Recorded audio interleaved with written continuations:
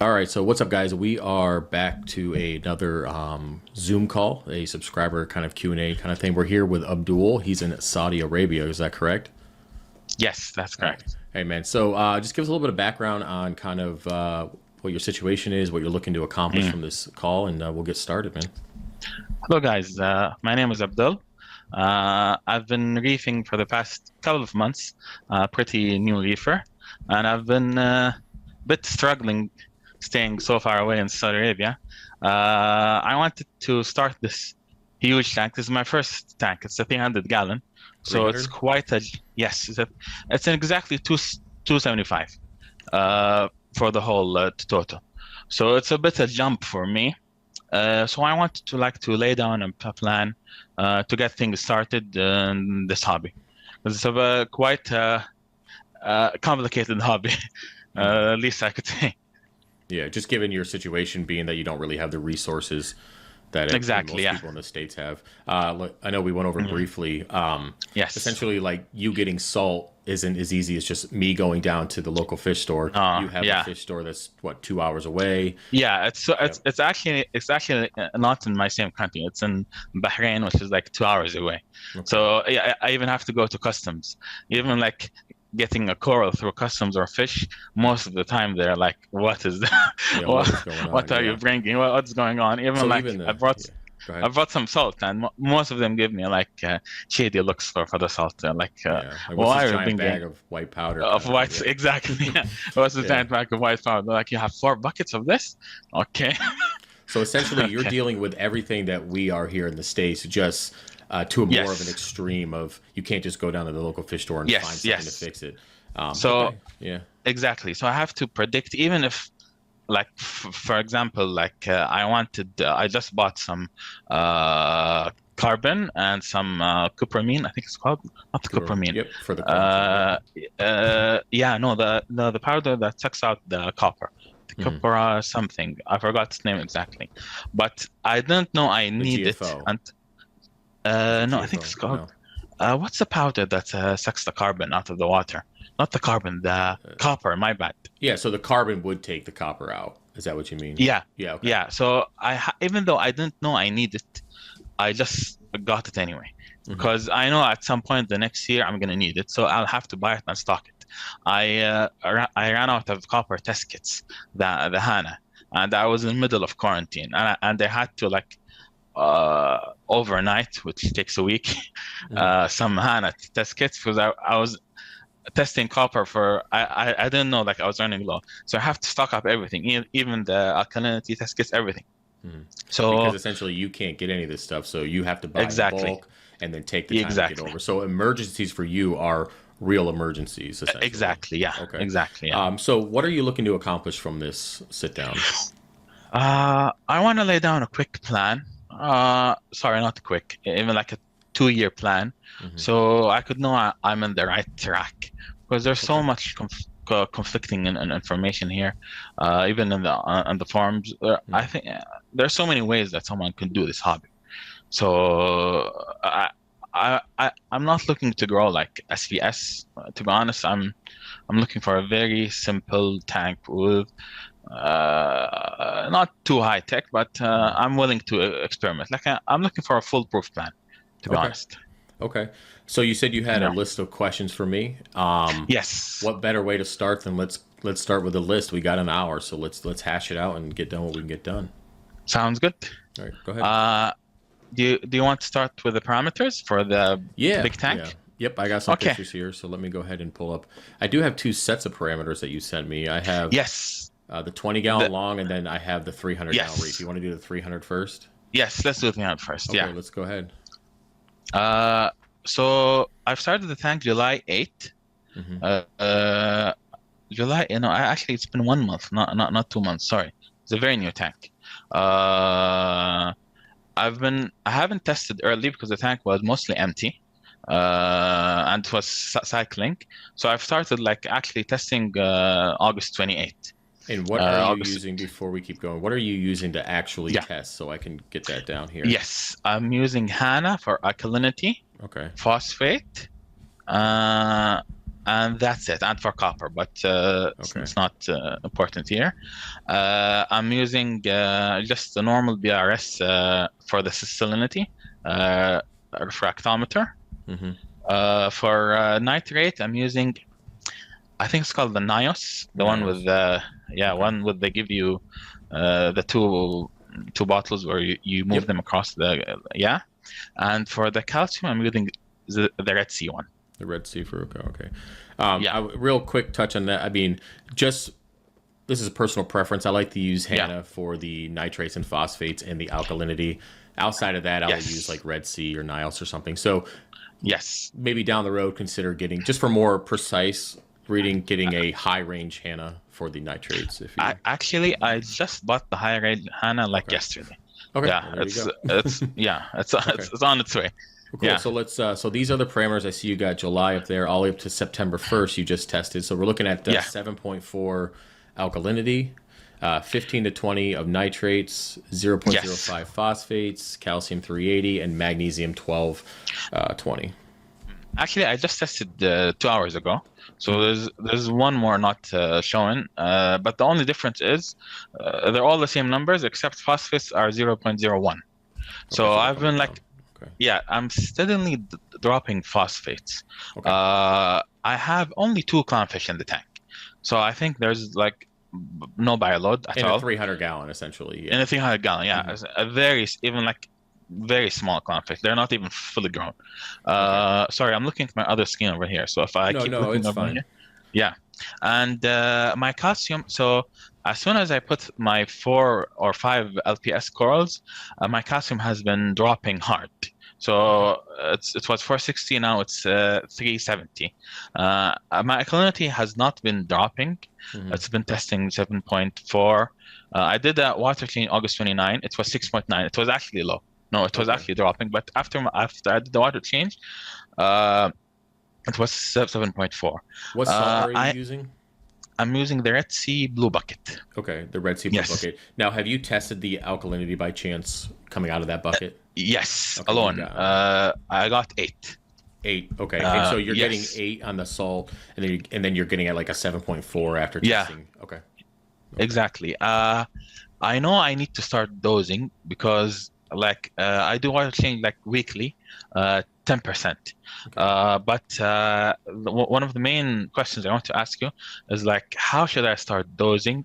And what I know that's a huge question. There's a Hmm. million answers. I just bought some calcwasser. Actually, I just bought it before even knowing if I need it.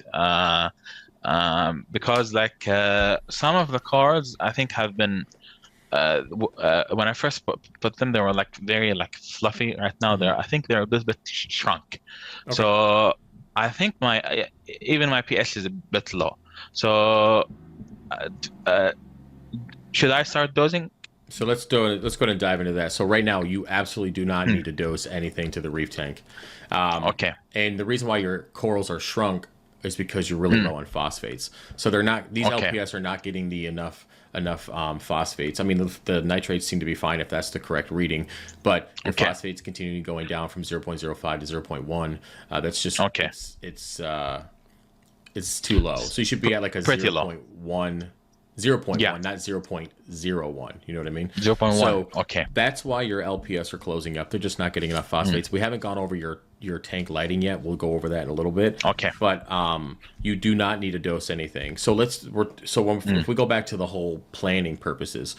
So this is, yeah. and I'm glad we're recording this so you can watch it later on too, because there's going to be a lot here. So Yeah. the best thing to do is when you start dropping your alkalinity between water changes. I just did a video on this. So Hmm, say you're putting in 8.0 for your water change, right? And then you test yeah. a week later, you're at 7. You test a week later, you're at 6.5. That's an indication that you should start dosing. But if you're Hmm, only going, half a point within a week or two, yeah. then that's not right now. So with being Right 300 now. Okay. gallons, just being Yeah. LPS, you won't have to dose probably for the next 6 months to a year, unless Oh you wow. put in Okay. a bunch of stony corals and coralline algae starts taking off. That's when you'll have to, take care of that and start dosing. Okay. So, with that being said, the best method to start dosing would be Kalkwasser, but an easier Hmm, method that I think long term that you could progress with would be hmm, 2-part. So you're looking at like Okay. the BRS two part, like you're looking at the alkalinity, the calcium, and then the third part magnesium on an autodoser,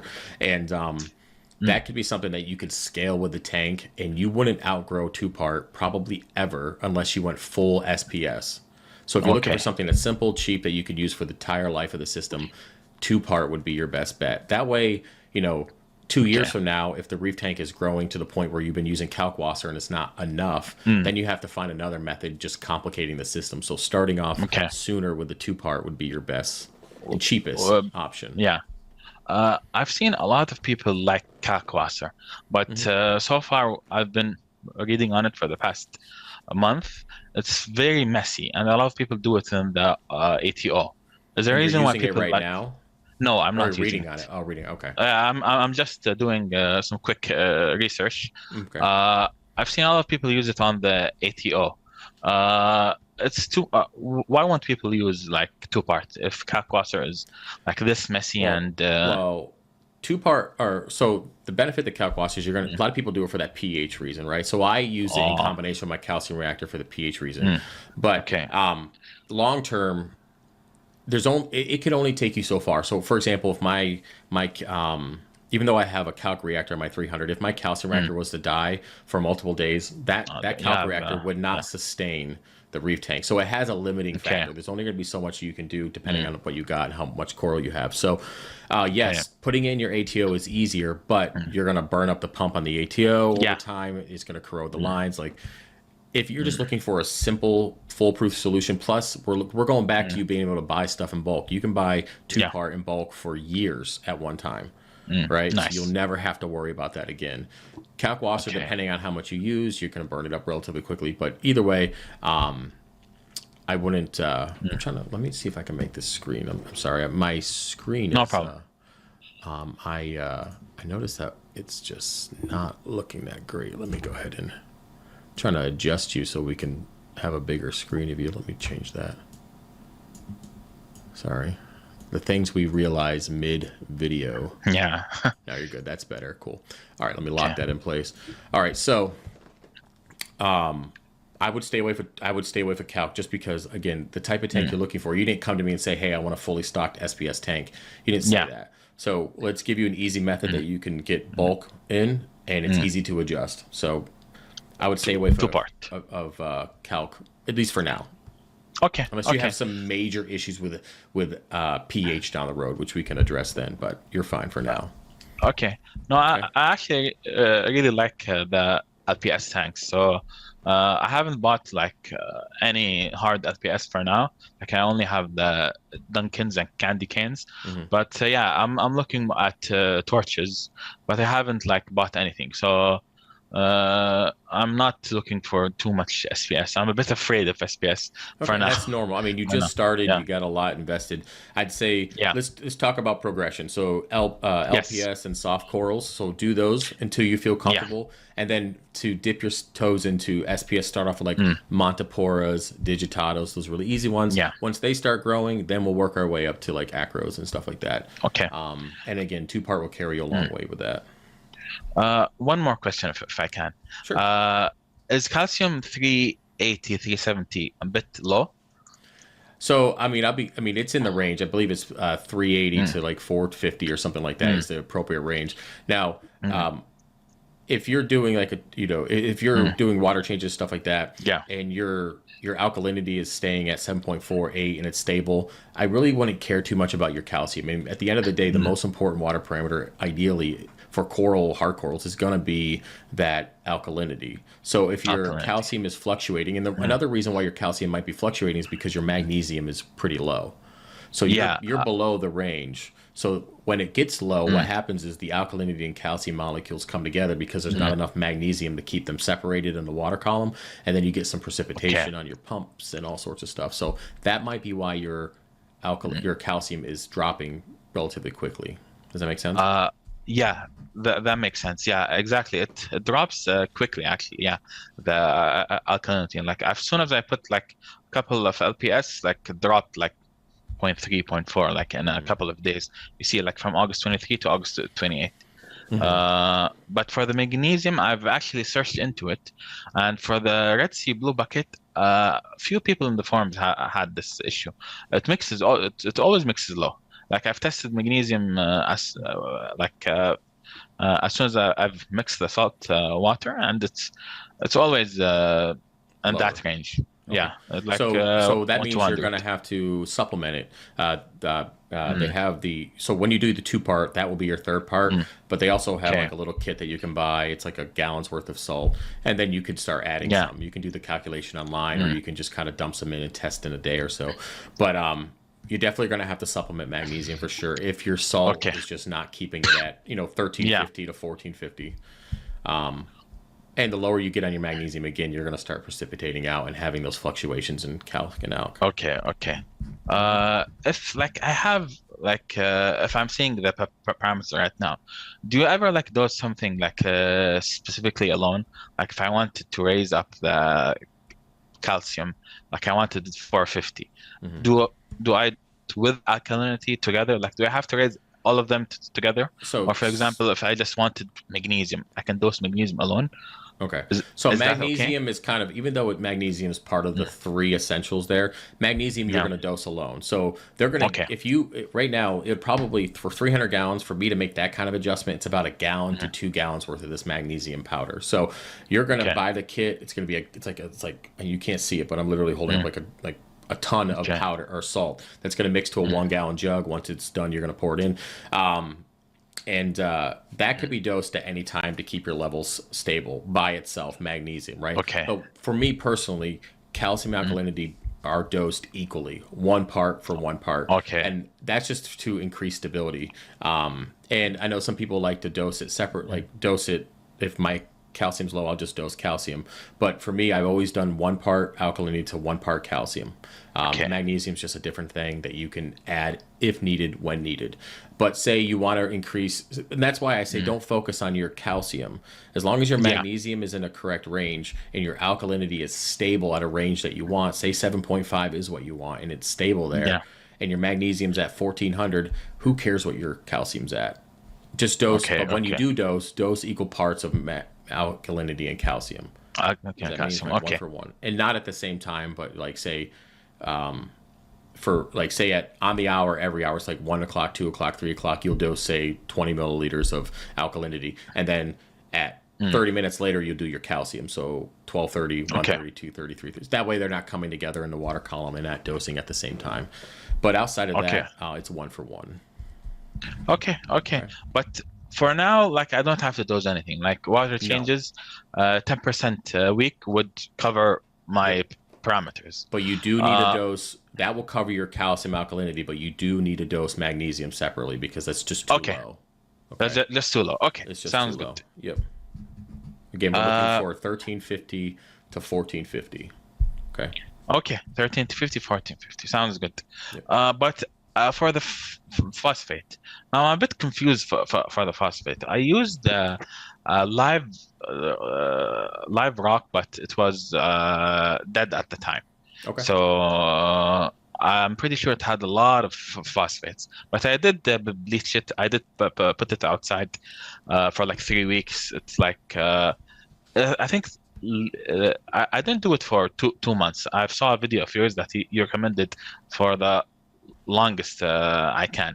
I did have a big spike, 0.35 of phosphates, like 1 month after I started the tank. Yeah. But I'm a bit confused that like it's not. I thought I would have phosphate problems because I didn't cure the rocks long enough, but they've been just the dropping. Is that normal? So basically, early on, since you started the reef tank, you went through the cycling process. All the organics that were left over on the rock were now processed with that nitrite, the nitrite cycle, right? Or the nitrite cycle. So basically, you had a spike because there were just too many, right? And then over time, they got processed out through water changes and broken down and kind of removed from the system, right? Through filtration and all sorts of things, right? Water changes. Yeah. And right now, you're kind of stabilizing at a lower level because they're just there just isn't anymore. So the rock isn't as dirty as you anticipated. It's kind of it just kind of is what it is. That's just kind of where your tank is sitting at. So to address your nitrate, or sorry, to address your phosphates, this is the time where you would start feeding more plant food based, like nori kind of things. You can dose phosphates if you want. So again, let's move back to planning in the future. Okay, planning for long term. I would get nitrates and phosphates on hand in liquid form. Okay. And have that just in case, because feeding sometimes can only take you so far. But having at least a couple bottles of that on hand just in case it does get zero, because if you ever get to zero, then we run into other issues like dying coral, dino, and all that kind of stuff. So with that, planning for the future, keep some of that on hand, but also for now, just feeding more. I know you only have 2 fish in there. Once you start adding more fish, you're naturally going to increase nitrates and phosphates. It's just the way it is. The tank is really new. So for right now, just feed. Keep it off 0. For the nitrates, they're not really moving at all. Like every time I do the test, they're like 15, 20, a bit hard to... It could be just the test kit. That's why we were talking about going to the exactly. So take that with a grain of salt. It's a range to know that you're not too crazy out of whack, but it's not precise enough. So so just kind of take it for what it is. I had a similar. I'm not sure. Maybe they're related. I think there's a couple of pictures I put with the large brain coral. Around it, there's some. Let me see what we got here. There's some algae. I'm not sure if they're dinos. They're like brown powder. In your main display? Yeah. What's very interesting is that for the last 2 weeks, some sort of algae came like at full blast. I wasn't worrying. I didn't do anything. The snails went ham on it, and then like yesterday, the tank was looking. It almost like something like disappeared overnight. So it's like what it's looking like is, because it's hard to tell with the blue lighting. Now I do have the picture up with the coral there. I mean, from the dusting that I see, it could just be a diatoms thing. The tank is still cycling, right? But as long as you're not getting any kind of snotty looking stuff, then we're away for dino. Yeah. So we're not worried about that. I've heard dinos like they come with like bubbles and like they're like snot. No, this one looks like dust. Okay, so that's diatoms. That's going to come and go as the nutrients, and the tank is cycling, and and it's still going through its process. So I wouldn't worry about that.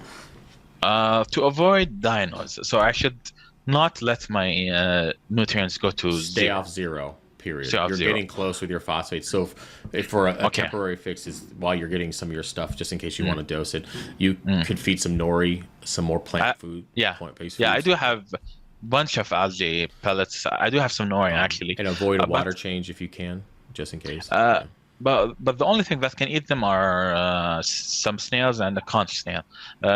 Is that okay if I just leave them in the tank? Like they just. What are you talking about? They might eat for the nori sheets. Can I just leave an empty nori sheet? Like I don't think the snails will. They might eat it, but the clowns will mess with it a little bit. Yeah, the clowns will mess with it. Yeah. But, okay. Yeah, you can leave it in there and let them chew on it a little bit. It will dissolve it over time. Don't do a ton. Just, maybe a quarter of a sheet. Put it on there, like on a clip or whatever. That's fine. Yeah. If you just want it for the sake of keeping something in there for now, it's fine. Okay. And relating it to nutrients, the skimmer. I've had the skimmer on for the first 2 weeks while cycling to break it in. But I've turned it off now. Should I keep it on? Or it's to be honest, I don't know if it's actually doing anything because it keeps overflowing. Okay. I think I need to raise it. It's already raised like 3 inches. Like it's it's almost out of the water. Okay, so the first thing I guess we can address. So I would definitely keep it running. You could take the cup off if you want, just to help break in the skimmer. Okay, what kind of skimmer is it, by the way? It's a Bubble Magus Curve 9 Elite. I think that's what's called. Okay. I don't remember the break-in period on those. It's been a long time since I've used them. Yeah. But leave it. You could take the cup off, let it break in. You could raise it up. Make sure you do the water volume that is the level it's supposed to be at, and then of course open the valve all the way. And then just let it break in over time. And then what it's going to do is still adding oxygen to the water, so it's going to benefit either way. Once it's broken in, put the cup on. You can do more of a dry skim or wet skim depending on where your nutrients at. Right now, I would do a drier skim, meaning you're not pulling out as many organics just for the sake of nutrients. Yeah. Okay, but like it won't like make a huge dent on the nitrates. Like well, the like, cup is off, so. Oh, so it's refeeding. It's just gonna, if it's spilling over while it's breaking in, it's going to do nothing but just add oxygen, maybe some micro bubbles to the system, depending on your bubble trap. Okay. But when it comes, once it's broken in, you can do more of a drier skim. Okay. So. I think the only reason I've just turned it off because it was way too loud. Like it's in the basement, so it's not that important. But I think there's something wrong. This is where being in Saudi Arabia is not so good. I can't really turn it. I have to either like clean. What do you mean by pull loud? out the pump. The pump is loud. What kind of noise is it making? It's like it's making like it's like a balloon leaking. That's the closest. It's like that kind of stuff. Okay, so check. Like so a that vacuum. means. So what that sounds like to me is probably why it's overflowing. Is check the tube input, or the pump input. So that red tube coming off that feeds air to the pump. Check at the top. It might be. You might have to open that valve up to let more air in. To let more air in, the water level, the bubbles will drop in the chamber. And it won't be as much of a suction sound. It's all the way open from the valve from the bottom. Did you unplug the hose? I did unplug the hose. I played with it a lot, but I have to look back into it. It's I think I've read a lot that they will quiet down. So to be honest, I didn't give it a chance. My return pump was also very loud, and the first 2 weeks, but it's almost silent now. So I'm not sure if it's that case or not. This needs a time to break in. But it's in the basement, so I'm not too worried about the sound. Okay. Yeah, my fish room's super loud, so I mean, I don't even pick up on the sound of the skimmer. Yeah. As long as it's not clogged and the air vent is completely open, you shouldn't be having any issues with that. Okay. One more question, and if I can ask, but it's not nutrients related. So I plumbed an oversized UV. Now I bought the UV like a year and a half ago. Like I bought the UV before I even had the tank. I think I made a mistake. I didn't like when I did the research for this tank. I always like to overbuy stuff. Like I like to buy something once only, and I don't like to buy cheap stuff again and again. So I was like, just get the biggest UV possible. So I got the 90-watt Lifeguard. And I've had a lot of mixed opinions in the forums. Is it considered an oversized UV for 275? I know that's related directly to how much I can push water in. Let me look at it. What's the name of it again? I'm gonna have to Google it. It's a Lifeguard, Lifeguard, I think, 90-watt UV. Yeah, Lifeguard Aquatics. Okay. I'm trying to find it here. It's in BRS. I can send you a link. Yeah, let's see. I mean, I'm pulling up some stuff here.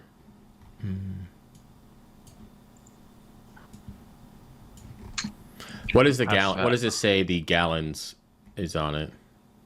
90 watt. You mean the flow rate or the size?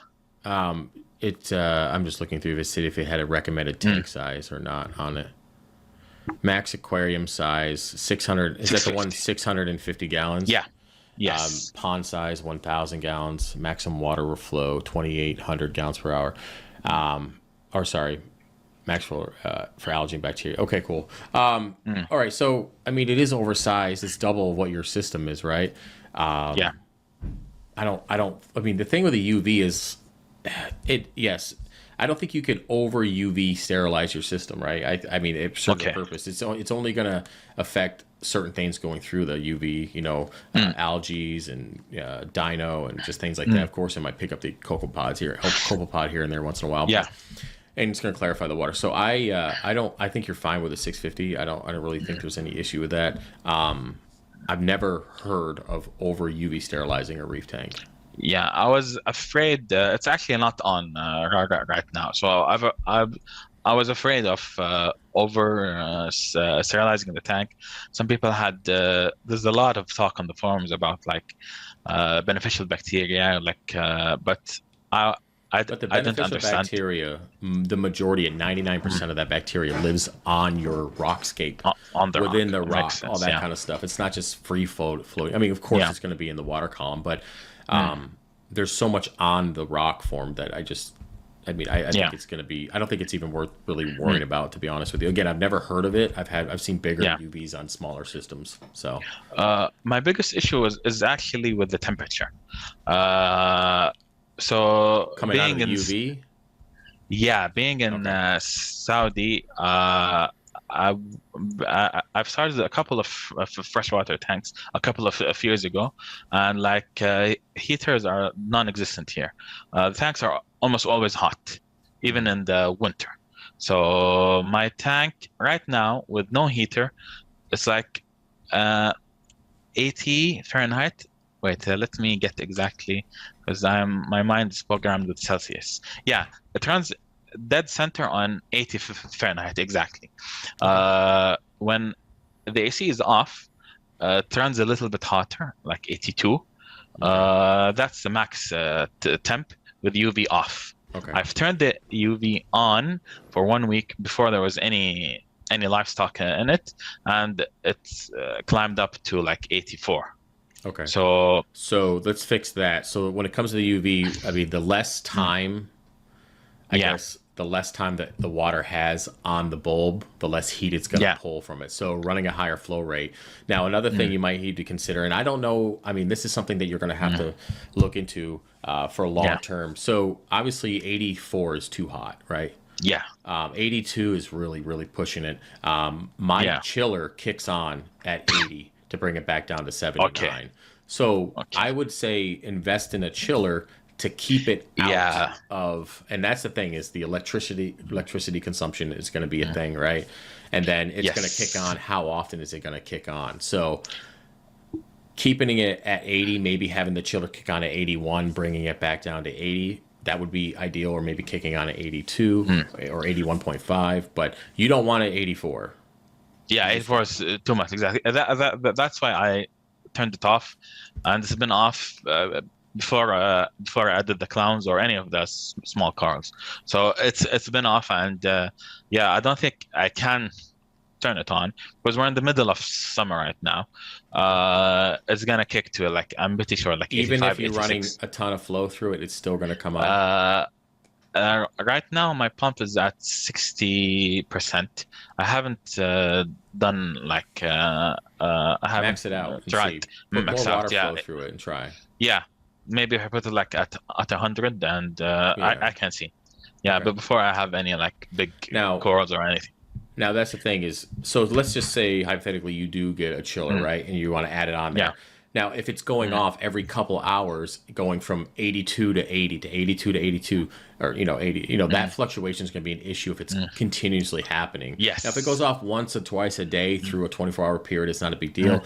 So I don't recommend tanks sitting at 80 degrees, but if that's the only option you have, then that's the only mm. option you have. I don't know if you can bring the AC down in the house more. I mean, that's 79, Yeah. 79.5 is like the max that I really go to. But I have seen Okay. 80-degree reef tanks before. They just weren't Mm, growing SPS. okay. You know what I mean? The good thing, the the good thing that the tank is in the basement, and the basement is very it's like a bunker. So I think the temperature is like right now I have no heater or it's a chiller, and it's rock solid at 80. Okay. So even if I turn the AC off, I'm not sure. I think it's Well, here's the contained. time to try, right? Let's see. Like, Yeah, I mean, it will get kind of stuffy down there with the water and stuff, given how much exactly. Yeah. air is flow. But, and then food for thought. If you do Mm, decide to get a chiller, make mm, sure you find a way to have the mm. chiller outside or in a different room, or you'll Yeah, be cycling that hot air and fighting it like I do here in the basement. So, yeah. I have if you see in the pictures, I'm not sure if it shows, but the biggest picture in the tank, like I have a kitchen right on the right side on the tank, and I can just delete a cabinet and put a chiller there. I've actually, like, I've had the chiller in my mind before I even started the tank, because I didn't want I haven't run through a winter with this tank yet in Saudi, so I'm not sure how's it looking like. I already have two 600 watt heaters ready in case it gets too cold, but like the coldest here it gets in the winter is like it's like 20 Celsius, which is like converting it, yeah, which is like 70 Fahrenheit, which is like nothing. So so with that being said, make sure you have a heater on hand just in case. Yeah, I do have two. Yeah, I do have two. Yeah, make sure there's with the controller. I forgot what controller it's. It was a good controller. I forgot its name. Okay. If that's the, do you mind if I look at my questions just 1 second? Yeah. Go ahead. Yeah. I currently have I have two big wave makers, but they're off. When I turned one on, even at lowest speed, the small hammer was moving a little bit too much. I had some 3D printed return nozzles, the random flow, and I think they're doing a good job for now. Should I just keep them off until I need the flow? I mean, the flow isn't going to hurt. It's going to help move bacteria around. It's going to help process waste and nutrients. It's going to force water into those rock structures that are going to process nutrients. So I'd say run the flow as normal, as you would if it was full of coral, and just let it stabilize itself by that. I think that's a good atmosphere. So for the corals, for the nutrients and the corals, I should just like up my magnesium and keep phosphates up, and try to do keep track of the other parameters for now. Yeah, I mean, essentially, you want to, no, it's fine. Yeah, so essentially, you want to get your phosphates off of 0. They're pretty close. You said what, 0.01? So yes, you want to get those off to get them to like 0.05, something just, or sorry, 0.15 or 0.1. That's going to be, a good safe range, right? So most people are 0.07 to 0.15. That's kind of the range that most people are in. So as long as it's not 0, you'll be good. Of course, you want to stay up 0. As for everything else, I mean, we can go back to the parameters real quick.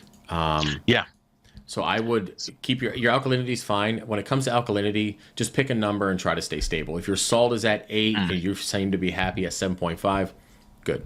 7.5. Okay. Until we start consuming more with growing, and then we start dosing. And once you're dosing, you can manipulate it at that point to 8, 8.5. You can do that at that point. But for now, if it's fine at 7.5, leave it alone. Again, we're going to get our magnesium, 1350 to 1450. And we're not dosing anything but phosphates, maybe, if you can't get them up via feeding. For now, that's totally fine. And then you got the new HANA checker coming to double check your nitrates. But outside of that, everything looks good. Can I ask you for magnesium? What's the best way to test it?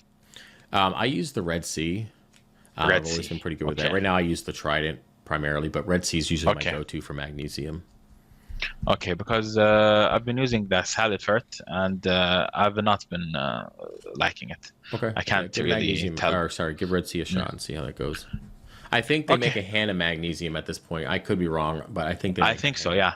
So if you want, go that route as well.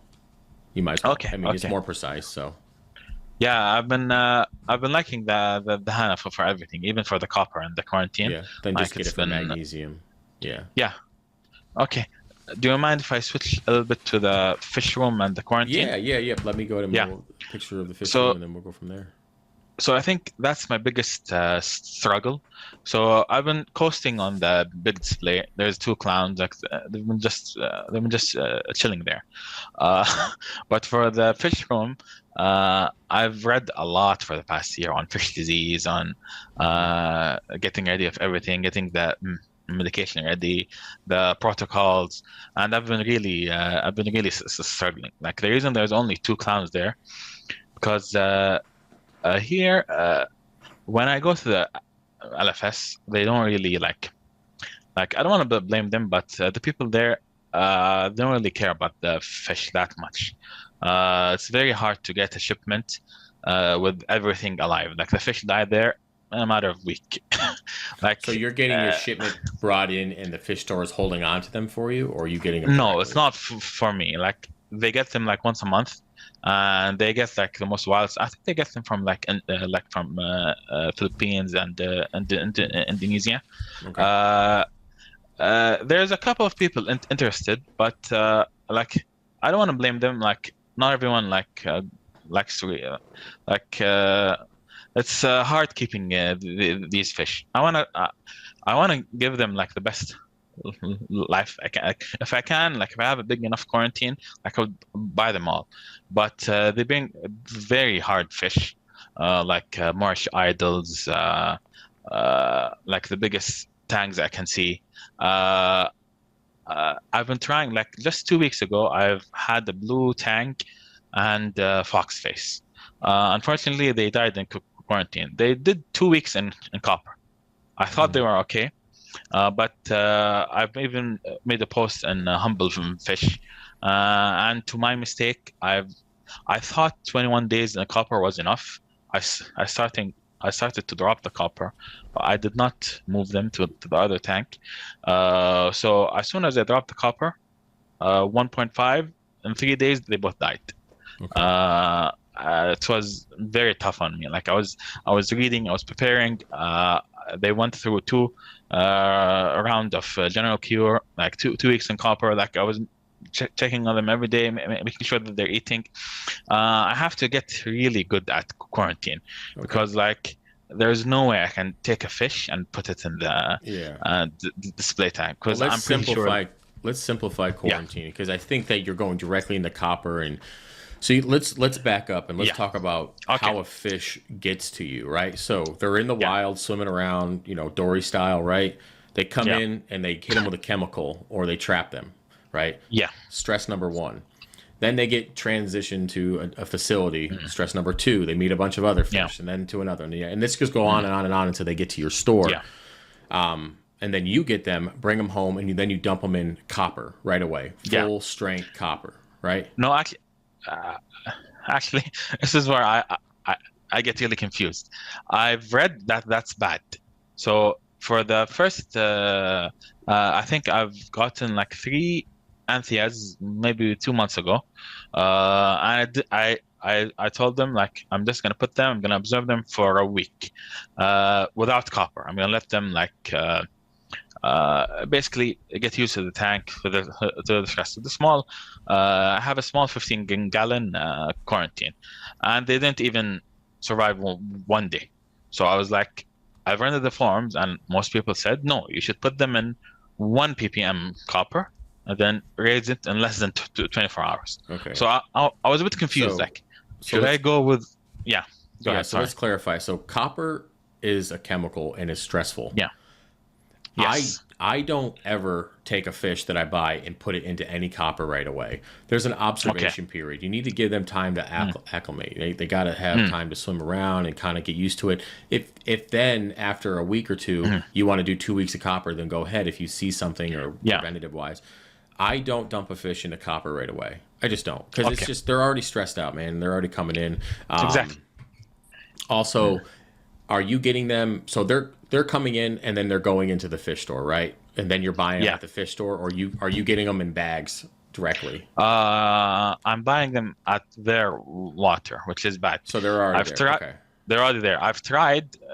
I need to get a better relationship with the LFS, but I want to get them directly from the bags, like from the shipment, Okay. because I don't trust how most LFSs run here. I'm not sure what, like even asking them what the salinity is, they can't give me an answer. So I'm on my own. Okay, so So you have to bypass if the fish store can't tell you what the salinity is, they're just not there exactly, yet. So you're going to have to bypass the fish exactly. store, because they might be dumping it into freshwater for all we know, Yeah, or yeah, yeah, yeah. very That, little yeah. with salt. And that right there, if we're talking about the chain Mm, of stressors, mm, that's a big one, right? And then yeah. you get them, and so let's just say you can go down in Mm, salinity just fine. So let's just mm, say they are at a very mm, low salinity because they don't know. mm, And then you go ahead and you mm, take that fish and you put it into 1.026.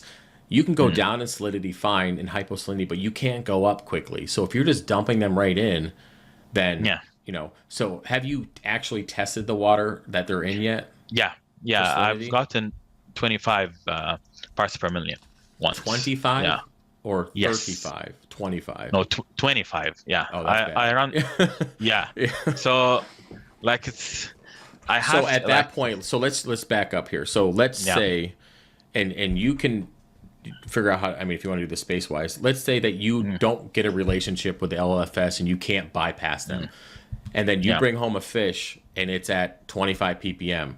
Well, you Mm, have to put that in the tank with 25 ppm. So be prepared to set yourself up to lower okay. the salinity in a quarantine Mm, tank to match what's in that bag, and then over the yeah. next month, bringing it up to where it should be. Does that make Yeah. sense? That makes sense. Yeah. Over the That's next month. Oh, Oh so it yeah, like takes a like while. salinity takes Mm, weeks. Like I don't like okay. going down in salinity is fine, but for me coming up, I always take a minimum of 2 weeks. Mm, okay. So Uh, and that's without copper because you're not going to want to add hyposalinity and copper stress at the same uncup. time. It's Exactly. too much. So plan Mm, moving forward. You don't get the relationship. Test the okay. salinity. Match that salinity to your QT Mm, tank, regardless of what it is, mm, unless it's going down. So let's say they have 37 ppm, which hopefully they don't. But mm, coming down to 35 is fine, but vice versa, 25 to 35 is not good. So match mm. it and then adjust Adjust. without Okay. chemicals, Okay. without anything added. Without chemicals.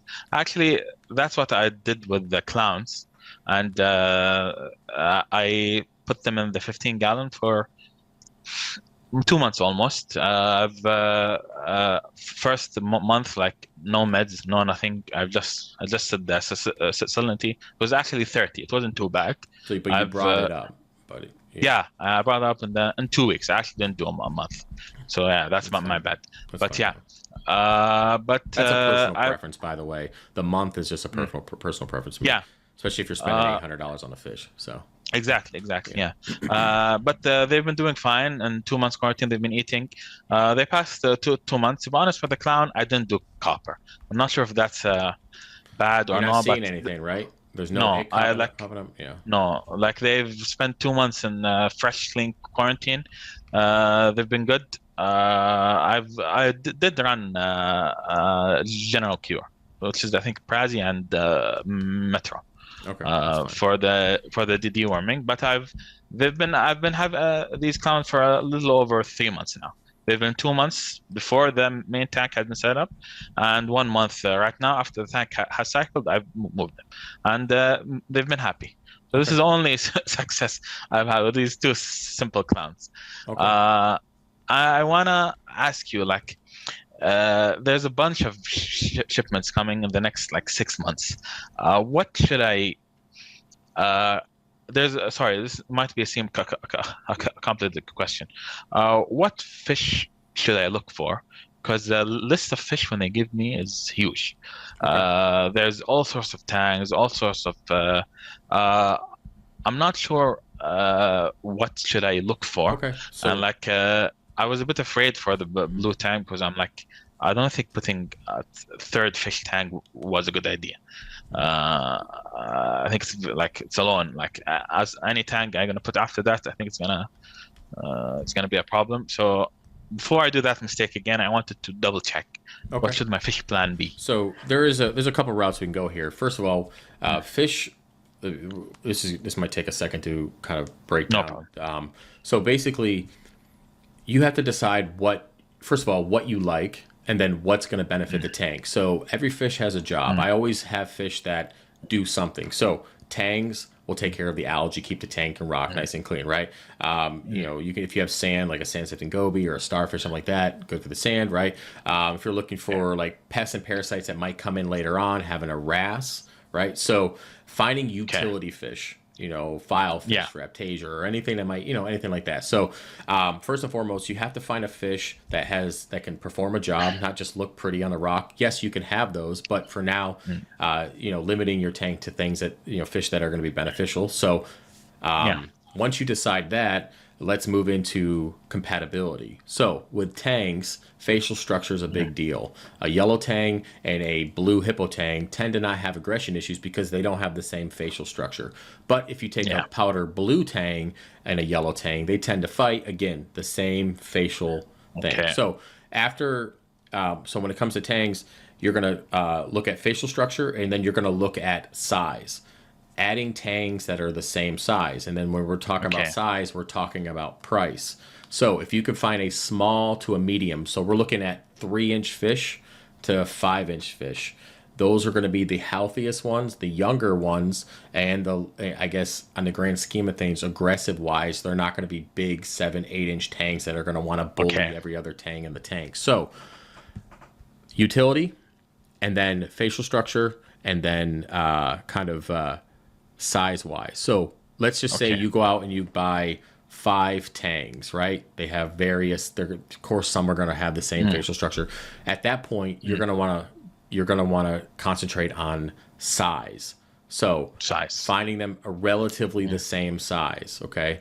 The exception is if you do get like an 8-inch blue hippo tang, that fish isn't going to bother a 3-inch yellow tang most of the time. Again, personalities are different in fish.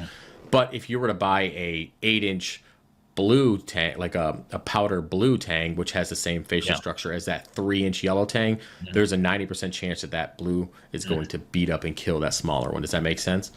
Yeah, so that makes finding sense. them around the same size is usually your best option.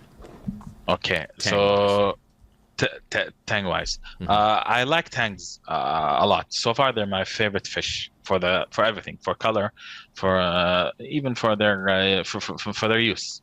I love the fox face in the quarantine. It had a little bit of algae, and it used to clean it up like every day. So I'm also looking for a fox face. Would that be a good third, fourth fish to? Yeah, I mean, you have a 300-gallon tank. I have 30 some odd fish in that tank, and tons of tanks. So having 4 fish isn't a lot. So a fox face or a rabbit fish of some sort, it doesn't matter the time. You'll be fine with that. They're not known to be very aggressive unless they're going against other fox face. I've noticed some aggression with that, but again, we're going to aim because we're looking at longevity for this tank. So you want to aim for 3 to 5-inch fish or 2 to 4-inch fish. And then continue to buy whatever fish you have around that size, regardless of the type. Should I get so same size tanks? Should I get them together like one time? So you have a 300-gallon tank. If it was me, I would buy probably 7 to 10 fish at a time. Roughly the same size, being smaller. That way they could be introduced at the same time. There's no set territories. They're not going to fight. And again, it's a 300-gallon tank. You're still going to have to monitor your nitrates and phosphates. There might be an initial spike. You might have to do a different, a quicker water change as the tank kind of adjusts bacteria-wise and nutrient-wise. But adding as many tanks as you can, roughly the same size at the same time, will eliminate a lot of that aggression. Okay. That's but that's my biggest issue, because I have to get them through quarantine. Should I go for I forgot the word, prophylactic, I think the word was called, which I think it means medicating before you see anything, and there's the people who observe. Should I bring the fish in quarantine and just observe them for a couple of weeks and medicate if necessary? Or should I go ahead? I would do a week or 2 of observation. That gives plenty of time for the ick or anything to start its life cycle, fall out of the gills and come in, and then do a 2 to 3 week quarantine, like as in medicated, and then I always do a week or two of observation after quarantining. So my quarantine process Okay. is like 6 weeks. 6 weeks. Okay. You can do it in 4. This is personal preference, right? So you're going to do 1 to 2 weeks of observation, 2 to 3 weeks of medication, depending on what you're using, Okay. and then a 1 to 2 week observation after that. No, I'm down for like even if it takes like 2 months. Because like I don't want to like do like a mistake and introduce something to the main display. Like I've already spent so much, so I don't want to like get too excited and drop like powder blue. I've heard they're ick magnets the first week, so I'm I don't want to do this mistake. But because I'm pretty sure like all the fish that I will buy, I don't really have a choice. I think they will come with some sort of like either ick or velvet or something. And if like I've seen like day 2, day 3 ick, should I just go ahead with copper? Yeah. So if you Yeah. anytime in between that observation time, do your treatment. But as with everything, start low in copper, work your way up to the recommended amount. Don't just go directly into it. Again, Exactly. because it's medication and copper. I mean, that stuff is a stressor. And if you look at what the fish has gone through over the last week, the last thing you want to do is add one more thing. Exactly. That's one more stress for like it's already been shipped all over the world. Yeah.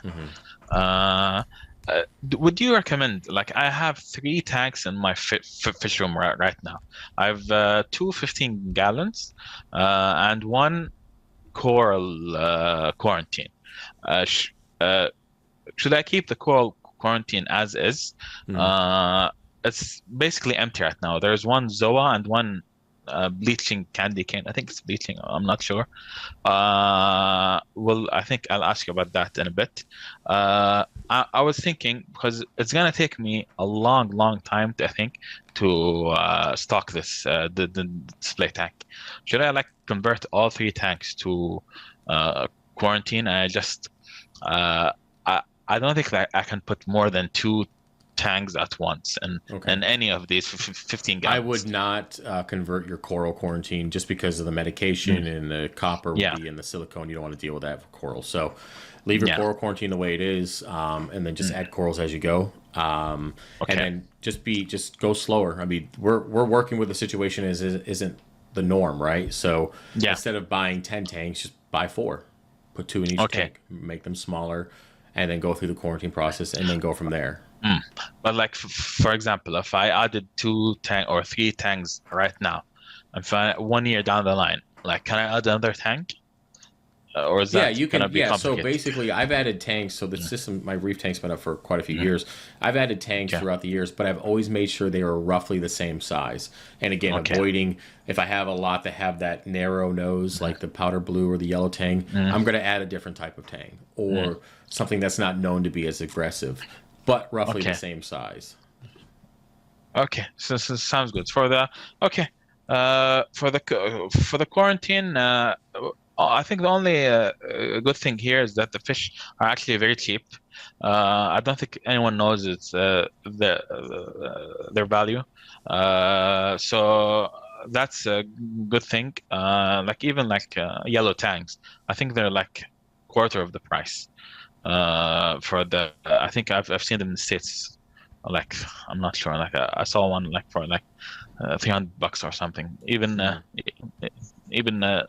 more than that. But they're lower I want to say lower quality fish, but they're more disease prone. Most definitely, yeah. Well, I think I mean the whole process I think is the same. I mean I know about the process. I haven't actually done it, but it's pretty much the same. The chemicals to a plant to a plant to a plant. I think that they're just not marking it up at your location yet because there's no demand for it. Exactly. There's no if it demand, comes here, there's a demand. Of course, they're going to mark it up. That's where that comes from. I mean, I used to get yellow tangs and yellow tangs 7 years ago wholesale for $30. Like, wow, that's not a thing anymore. Okay, so because the demand and the what they're getting them for and all that kind of stuff. So there's a significant markup because greediness and it's a popular hobby here. So so it is a good thing that you have the ability to get them cheaper to kind of work on some of these kinks. But go ahead. Yeah, go ahead. No, sorry. Okay. Yeah. So I think the method that we came up with regarding how many tanks to put in, when to start observation, and then when to start adding copper or kind of medication is good. But first and foremost, before any of that, the salinity. Again, try to bypass them if you can, but matching the salinity in the bag, I think that's a huge thing. I think they have just started to adjust their salinity, because I've been at the store like more than 20 times, and I've told them like this is they just brought and someone who supposedly is an expert, and they're bringing in all sorts of corals. So I'm pretty they've adjusted to 35, if I'm not mistaken. Okay, good. Because there's a couple of people here who bring corals, but my issue with corals is that there's a couple of coral collectors here, and I buy from them, but they only bring like high-end, very high-end stuff. So that's the only option here. There's names which I even can't pronounce, like for Welcome to the club. I've been here for how many years? I still can't do it. I just make my own names as we go. Oh, this kind of looks like this one. Yeah, that's kind of my thing. I only look at the colors, but the problem is that I'm way too afraid to buy them. Like someone's selling me like this for like more than $200. Like someone sold, like there was like a huge torch with like 7 or 8 heads. It was huge. And someone was trying to sell me. I was like, no way. I was just buy one head. You yeah. So when it comes to that kind of stuff, I mean, don't get suckered into buying, giant rocks and stuff. The plan is to grow this stuff out, right? That's what you want, so you can get your own, joy out of it. Exactly. So buy 1 or 2 heads of a torch or a frog spawn. That's fine. Same thing with zoas. I mean, they get pricey. Buy a frag of zoa. You don't have to buy an entire rock. And then if somebody doesn't want to sell you that, then find somebody else who will. But like, I should do it in tangent, right? Like I should for the coral. Yeah, so I guess this is my next question after the fish quarantine. I should put the corals in the 20-gallon long for how long? Like, should I quarantine? I'm gonna try to put it up. Yeah, sorry, it's in the picture. It's the 20-gallon long, which has like a PVC. It was like a 3D printed. I forgot what's the name. It's like a rack, DIY rack. Yeah, I'm looking up here. Yeah, I mean, I see some of your coral I'm putting up. Yeah. Coral QT. Okay, yeah, I see it here. I got it. I only have like a zoa and a candy cane. And this tank. I mean, this is looks bad for the pictures. This is just very quick. Like I was planning on buying actually some sort of like frag like better light. This is the cheap wave maker. Like, do you think I should go through the? I've seen some people like put the corals in for quarantine. Let them settle in for a couple of days, and then dip, check them again, and then dip. Like I should definitely, like for the fish, they're not like no way they're going in the display attack until they're fully clear. For the corals, should I treat them the same exactly? Well, I mean, you need time for things to pop up, like flatworms and Aiptasia. That stuff doesn't pop up overnight. So your best bet for the coral quarantine is to stabilize it. So get a fish in there. You can either get a small tang or a wrasse of some sort. I would prefer maybe a 6-line wrasse is a very popular quarantine tank fish. Okay. Make sure you have a lid on there. And then you want to get light that emulates the kind of environment that it's going to be in. So getting a proper spectrum light, a reef tank light, coral light, if possible. And then performing water changes, keeping it stable. Obviously, you don't need a dose or anything like that. What's good is once your reef tank is, once you do water changes on this, you can pull water from your reef tank during that time as well. So when it comes to coral quarantine, it's more of an observation. So as long as it's stable and the corals seem to be out and happy and things are fine, you just want to observe to see if that Aiptasia does come up, if those flatworms do show up, if those nudibranchs do show up. That way, they don't end up in the main display, but that takes time. Coral quarantine is a month minimum for A me. month. A month minimum. You're Okay. gonna see these things. Yep.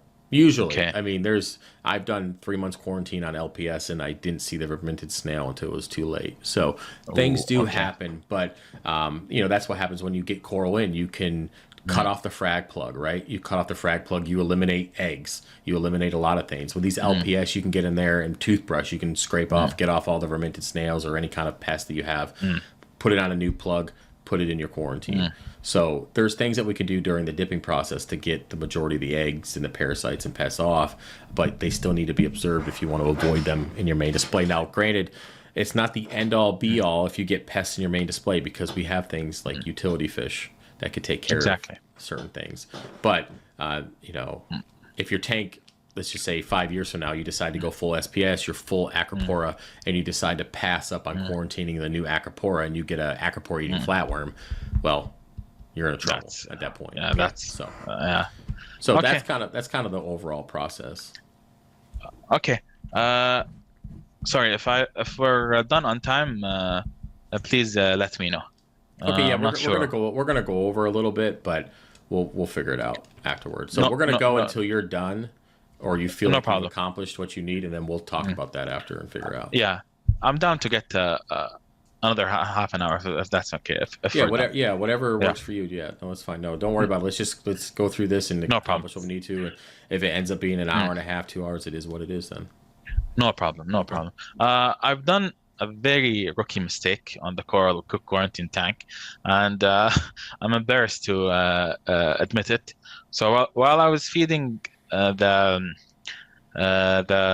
copper quarantine tank, I had some mysis. I like to feed them in the syringe, like small syringe, so I don't overfeed, and I have no idea what got into me. Like I label all my syringes so I don't mix them. Like they have separate, but I know that as they, I guess I was just tired. I've taken the copper mysis and I've just fed some LPS in there, and I did not know. So I'm pretty sure I've gotten like 2 ml of copper inside the coral quarantine. Okay. Because there were the main cores, like the frog spawn and the spray tank, they were looking very happy in the 20-gallon long. They were like fully extended, and then next day, like everything was closed, and I knew I messed up. Okay. So what I did, because they've already been quarantined for a month and a half, I was like, okay, time for the spray tank. So I moved everything except the Zoa and the candy cane, which you see in the picture. I've left them. I've done the copper, Hana copper on this tank, and I've recorded 0.06. I've made a big water change. August 29th, copper is 0.01. Sorry, it's not, 0.01. Right now, I can't detect any copper. Okay. But like I'm a bit afraid of like that was a rookie mistake. That was my bad. What can I do to make sure that the 20-gallon long is okay for the upcoming course? Okay, yeah. So if you're not detecting any in the water, it's fine. I mean, it's not like you were dosing it, so it was seeping into the silicone and it will be there forever. So if you're not detecting it, it's fine. It was a mistake. It's not a big deal. Okay. As for the bigger concern I have is looking at this tank and then what you just said, you've target fed the LPS. At no point do you need to target feed any corals. So don't even bother. Yeah, that's excess nutrients. It's just a waste of food. It's don't bother. Your fish taking a dump in the tank, and general feeding is going to take care of the coral. So don't target feed anything. As for this this 20-gallon, I could see you have excess nutrients. So you got some algae in there and stuff like that. Yeah, I've got a bunch of hair algae all over. And the light isn't. It doesn't look like a saltwater type of light. No. So it's that's why they closed up. All right, so you have some extra nutrients. Maybe the copper played a role in it. Maybe let's just say it did, right? But that's gone now. So your main goal would be to make sure that this coral quarantine tank is actually suitable for coral. So that's your first thing. And then water changes, get rid of the copper, and then don't target feed corals. Okay, yeah, because that's why I'm I'm calling you because like reading the forums, like people like told me like you haven't fed them for a week. You have to feed them now. Because being a new hobbyist, like I have no idea if I'm making a big mistake or not. Like So even like people from Reddit like told me like you have to feed them daily. I was like, is that correct or no? yeah, no. So So let's address the forum stuff because we brought this up quite a bit. So the forum is basically a place where anybody can put any opinion they want, whatever, without even showing proof. Like I could tell you all day about how great a Mark III Supra drives and that I have one, right? But if I never show it to you, you just can believe that I have one and that I drive one around because I got that kind of money, which is not true. So the point is that everybody can say whatever they want. But most people, 99% of those people don't have to show their tanks. Like they don't have to do whatever. They just do what they think they heard and what they think is right. At the end of the day, if somebody is telling you to do something and then they have a display tank full of SPS that are growing and they're, whatever, that's probably somebody you want to take advice from opposed to somebody who can't back it up. So that's kind of my thought process on the forums. Take it for what it is. If one person's saying it and 20 other people are confirming that's the right thing, then consider it yourself to a certain extent. So with that, yeah, I mean, find a reputable source. Kind of sums that up. Yeah, that's why I decided to talk to you. Yeah, I wanted good. I'm not the end all be all to this as well. Yeah. Like I know what I know because I made a million mistakes, but just happened to fix them and keep going and not give up. So that's kind of where I got from here. I didn't just come out of the womb magically knowing saltwater. I made a lot of mistakes and just kind of kept going. So, but I've seen your tanks, man. Amazing tanks. I love the YouTube with your videos and all the advice you give. Amazing work. The work you do. I appreciate it, man. Thanks. So as for the coral quarantine, we're good on the fact that you need to make that more suitable for coral, and then no more target feeding. We're good. And then get a fish. Okay. Get a 6-line wrasse or a Melanoris wrasse and put that in that tank. Okay. And also just a quick tip: if you don't have an ATO on this, just take a marker. Put a little line. I think you have a sticker there. I'm pretty sure. Yes, I have a sticker. Yes, I have a sticker. But I actually just bought a mini ATO. Yeah, okay. I just bought a mini ATO for the tank because I'm not. Evaporation is very high, even in the main display. I have the dry, humid weather. That's just the way it's going to be. Yeah, I have a 60-liter ATO on the big main display. So I think that's 15 gallons, 16 gallons. I think you sent me that picture. Yeah, right? It's in. It's in its temporary location. I see it right there. Yeah, I see it on the bottom next to the sump. Yep. Like I fill it up like almost full, and I have to fill it up like every 3 days. Well, let's back up real quick just to clarify it for everybody watching. You have an RODI system, I'm assuming. Yes. It's it's on top of there's a picture of it, I think. Did you send me? Not really a picture. It's above the mixing station. Let me see. Did I put the mixing station? It's probably the RO system. Here we go. Okay, so I do see it. It's kind of cut off in the picture. Yeah. I see 3 canisters, and then that's the only one. So. I can send you a big close up. Yeah, you can. That's fine. Yeah. Yeah. So you have 2 containers here. One is for salt. One is for RO. Yes. And you have your RDI. Yes. So it's I think it's 7-stage or 8-stage from BRS. Okay. So let's talk about future proofing, right? So do you have stock and filters? I'm assuming carbon. Yes. I have one set. One set. Okay. All right. And you have a schedule that you're changing them out? So far, no, to be honest. They've only been on for the past 3 months. But I've heard from your videos that 6 months, just change them. Just change out the carbon blocks. Make sure the pre-filter's changed out whenever it gets really dirty. All right. So when it comes to DI, are you using a mixed bed in all 3, or are you using? I think one is mixed bed. Sorry, the other one's Cantillon and Anion, yes. Whatever it is, right? Okay. Exactly, yeah. So to simplify this for you, because you are buying this stuff in advance and in bulk, Just once this is depleted, switch to 3 canisters of just color changing DI. You can buy huge 5-gallon buckets of this stuff. And then just when the first chambers are depleted, I think I just put a short up on this, replaced it with the last chamber and that kind of stuff. That way, again, we're looking at future proof, and you don't have to worry about, I can't get this cation whatever. Whatever, right? So they're mixed. So that I should convert like all three to mixed bed. Yep. And then when the first one is depleted, just swap it out. That's nice. That's nice because It'll be bought easier long term. I bought individual, the first set, and I was I think I'm running from the middle one. I think it's called the Cation, much faster than the other two. You are going to burn. So that means depending on your water, you are going to burn up one faster than the other.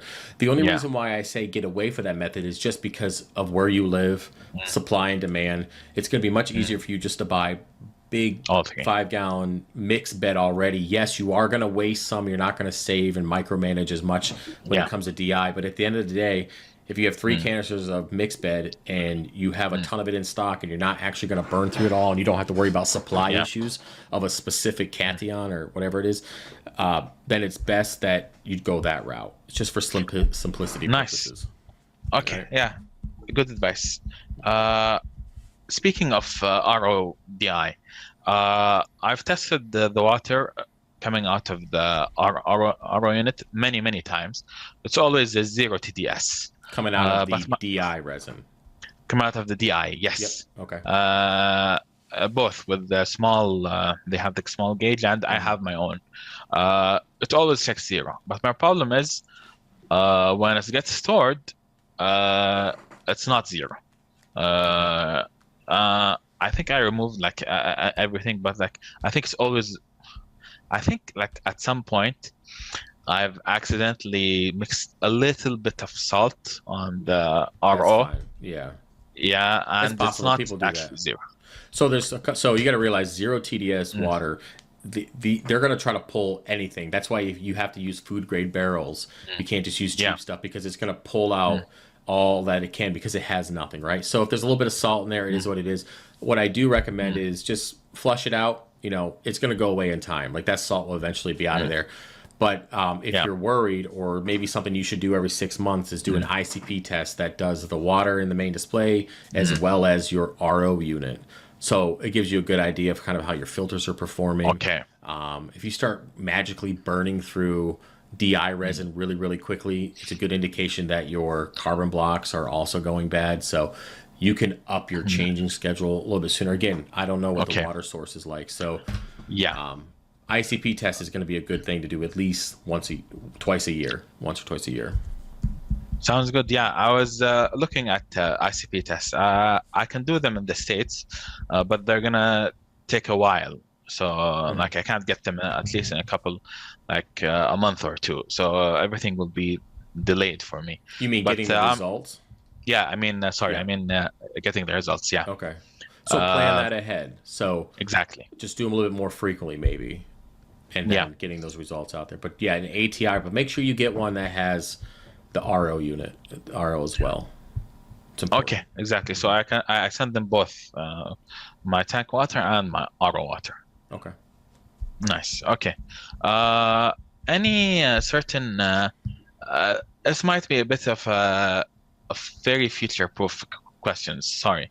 And this very small fish room, the way I'm doing water changes is taking water from the very long hose you see on top of the salt unit, and just pumping it back into the display.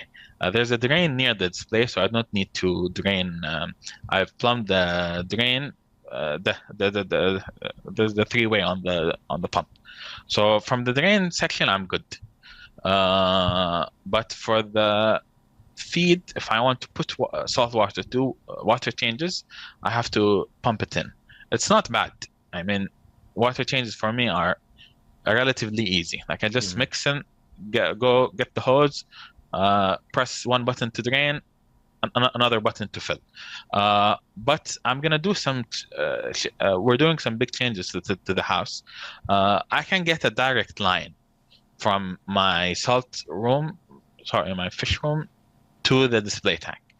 Would that be worth?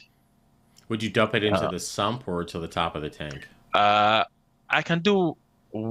So far, it's all. I can do whatever. If you want to do a direct line from the mixing station PVC over to the sump, yeah, that's fine. Just make sure you're not overflowing the sump. But yeah, if you want to do that, I mean, I use a hose and I still do in my fish room. It really doesn't matter. It's whatever's easier for you. I mean, yeah. My thought process was I've seen people do some auto water changes. Like I'm thinking way ahead of myself, I know, but this sort of construction in my house doesn't happen all the time. Should I consider that in the future? Do people is that something I should be doing? I'm not a fan of automatic water changes because my purpose of a water change is to remove detritus. I get in there physically and remove detritus, clean out the rocks, mix up the rock work, get that stuff up into the water column, clean out my sump, all that kind of stuff. You're not going to do that with an automatic water change. Now, you can combine both methods. You could do automatic that just does like 3 gallons a day and you go through the whole process. But that I would only consider that if you have a very stocked tank with nutrients that need to stay in control that way. An automatic water change can be helpful, but ideally just going in there and doing your general 10 a week or 20 bi-weekly is just the easiest option. And you can really get in there and, again, mix up the water and clean the sump. So, I think, that's I would good. say future-proof, put it in place if you want to use it, and if you don't, you don't. Okay. And if I don't use it, I guess I can just use it to do a normal water change, but rather than the hose, I have just a plumbed PVC. I can just open and. But like you said, I don't like it because even when I'm draining, I like to clean the sump. Like I think when I first started, there was a lot of some gunk in the sump, like some sand. So it's hard to do it when the drain is plumbed directly. Like there's no way you can suction it off. So I like to do manual water changes actually, better than the auto ones. Yeah. So just stick with the manual for now, and then if you want, you can put the option in for that. So. Okay, and sorry, can I jump back to the 20-gallon, the coral? Sure. There's this candy cane they gave me for free. It looks very bad. I think there's 2 pictures of it and 1 video. Looks like dying. Looks deformed. It looked much worse when I got it. There's a barnacle inside it. I thought it was the feather duster at first, but I think barnacles have the claws that come out. Yeah. They have the claws shape exactly. I have not done much to this coral. It's just it has gotten puffier, but how should I? What should I do with it? So I'd say if you don't want the barnacle in the tank, just cut off that head. Okay. And then put in the healthy heads in the display. Okay. Make sure there's nothing on them. They've been in there for a while. Yep. Yeah, they've been there in the wild. Just some. There's bright red spots. I think this is some form of algae. I think. Red spots. I don't. And I think it's one of these pictures is pink and red algae. Okay, I don't have that up on the Zoom call, but I am looking. Pink and red. So it could be coralline algae. Yeah, it's on the skeletal structure itself. Or it could be cyanobacteria. One of the two. I've tried scratching it, but it's not really. It's not like sand. It's not like dust. Is it on any of the other corals? No, only this one. Only on the candy cane? Yeah. Are you able to remove it like with bone cutters? Cut Yeah, it off. Okay. yeah. If I scratch it enough, it will. But like, should I move it to the main? Should I like cut the barnacle off and move this coral? I'm sure most of my corals, when I move them from this tank to the main display, they've looked like 20 times better. Okay. Yeah, Uh, I mean, cut off the dead part, put in the head. I mean, you only need mm, one head to start the colony, right, in the main display. okay. So cut off the dead stuff and put the. I mean, it's been in quarantine for a while, so if there's nothing Yeah. crazy growing on it, yeah, Mm, put it in the main display and go from there. Yeah. okay. So I should just like I shouldn't do anything specific to it. If it pulls through, if it grew, that's fantastic. If Yeah, I not, mean, you put then it through quarantine to make sure there was no pests. You found yeah. the barnacle, remove the barnacle Mm, if you don't want it in there, and then yeah, and then just kind of see how it does in the main display. At that point, you're not. The mm, most important thing is the quarantine process. Just make sure you're not introducing things that you don't want. If the coral survives in okay. the main display, is a different issue. A different issue. Yeah. Okay. Uh, any future equipment I should plan on? Like we've talked about the chiller. Mm-hmm. But like I've for the main display, I've been basically running just like filter socks and protein skimmer. Like there's nothing there's nothing Yeah, happening, it and doesn't some need to lights, of be. Yeah, course. it doesn't need to be too complicated. I would say No. if your sump, let's talk future. If your sump has the ability Yep. to have a refugium, Yeah. that's something If that I would consider. Once the yeah. nutrients, the tank is a little bit more stable, so maybe in a couple more months, consider adding some macroalgae in there. Yeah, if you pull up pictures of my sump is an 80 gallon, so Okay, I see. I think I have this it's one. huge. It's basically empty.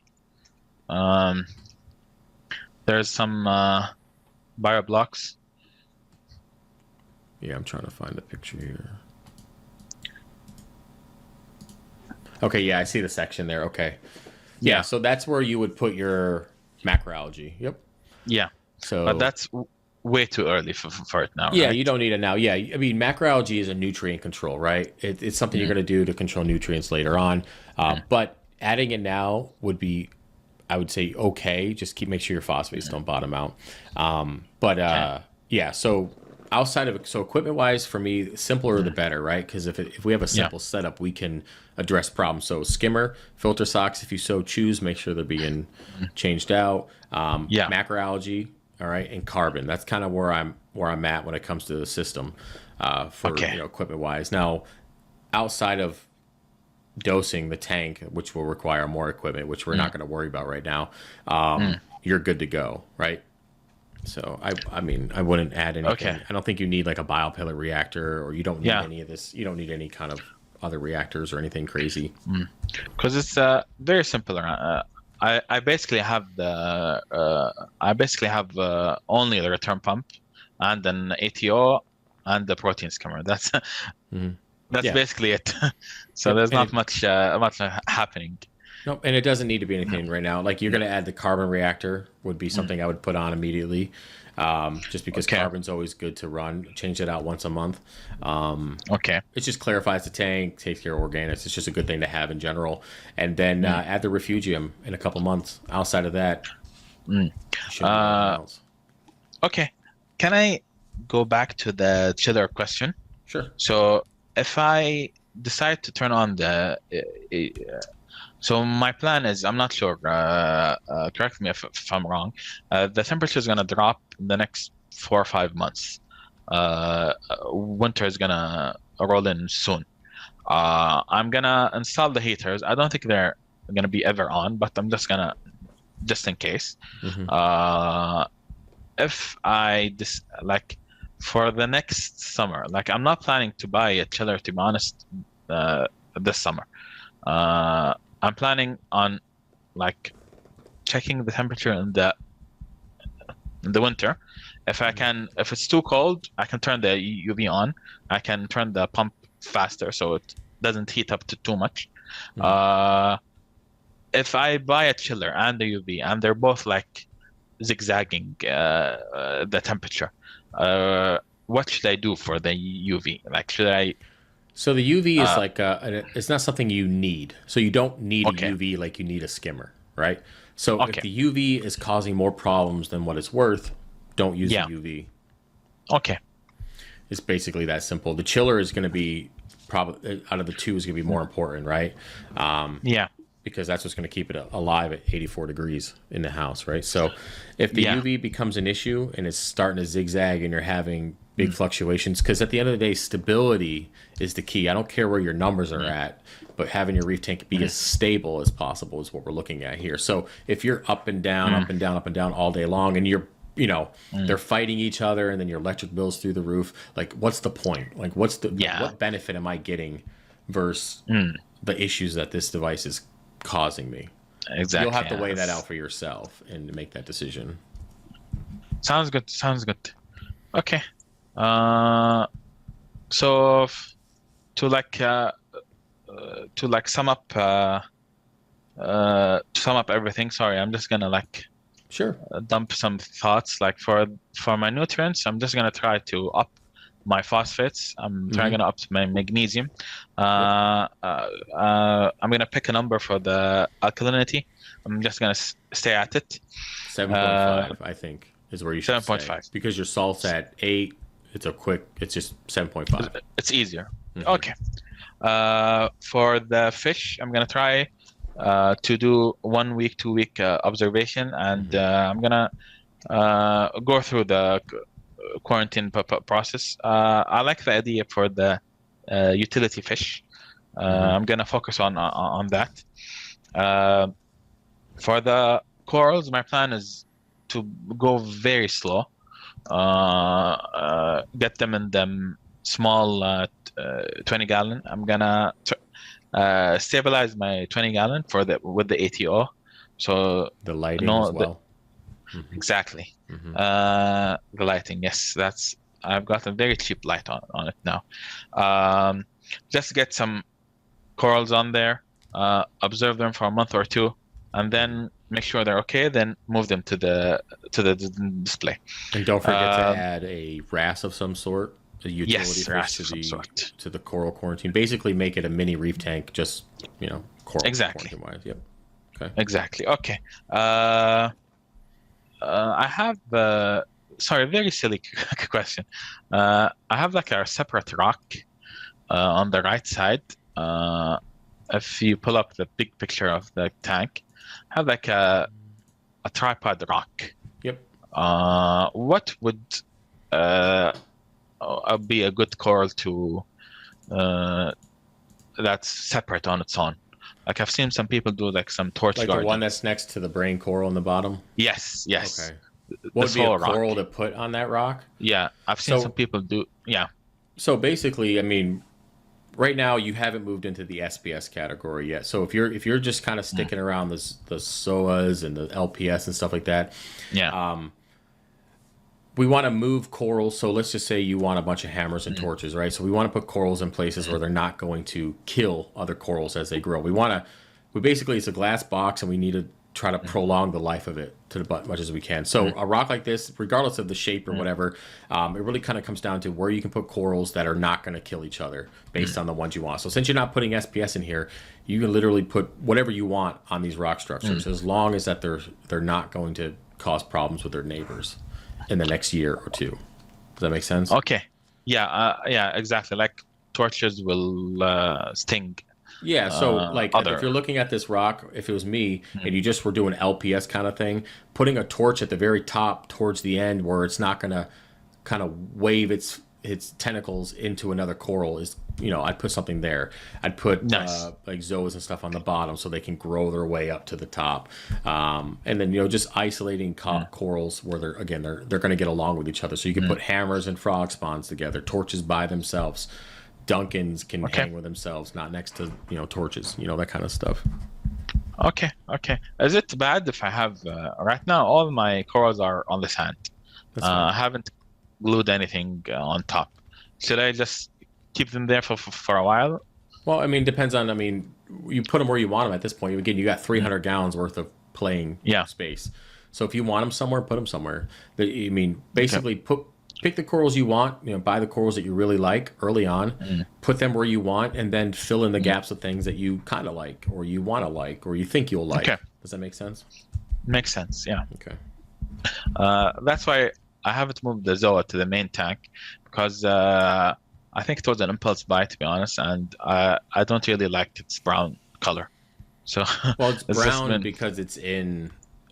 It's in so yellow. Yeah. Leave it in there until you adjust the lighting, so you can get the true color of the Zoa before transitioning it over.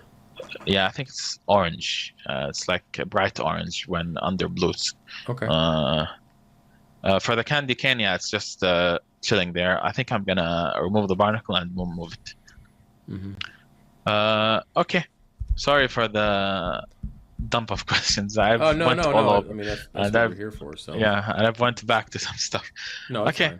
That's it. Thank you very much.